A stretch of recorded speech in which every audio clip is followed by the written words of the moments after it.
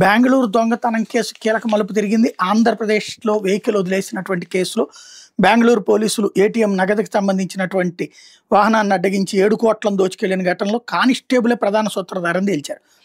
60 గంటల్లో కేసును ఛేదించి 4 అదుపులో తీసుకున్నారు. బెంగళూరు జరిగిన ఈ ఉదంతం పెద్ద సంచలనమే సృష్టిస్తే పోలీసులు కూడా అద్భుతమైన సంచలనం సృష్టించారు. అతి వేగంగా డబ్బులతో సాబట్టుకోవడం అన్నట్టు. నెల 19 ఏటీఎంలకు నగదు తీసుకెళ్తున్న వాహనాన్ని నిందితులు అడ్డగించి ఆర్బీఐ, ఐటీ అధికారులు వంటి సిబ్బందిని బెదిరించారు. ఆ వాహనంలోని 7.1 కోట్లను వాళ్ళ కారులోకి మార్చుకుని పరారయ్యారు. విషయం తెలిసిన రంగంలోకి దిగిన పోలీసులు 11 ప్రత్యేక బృందాలను ఏర్పాటు చేసి దర్యాప్తు ప్రారంభించారు. దోపిడీ ఉపయోగించిన ఇన్నోవా వాహనం తిరుపతిలో కనిపించడంతో చిత్తూరు, కుప్పం, వేలూరు, బెంగళూరు ప్రాంతాల్లో పలువురు అదుపులో తీసుకుని విచారించారు. దర్యాప్తు చేసే క్రమంలో బెంగళూరు గోవిందపురం పోలీస్ ఠాణా కానిస్టేబుల్ అన్నప్ప నాయక్ ఈ చోరీ సూత్రధారని గుర్తించారు. అతను అదుపులో తీసుకుని విచారిస్తే ముఠా వివరాలన్నీ వెలుగులోకి వచ్చాయి.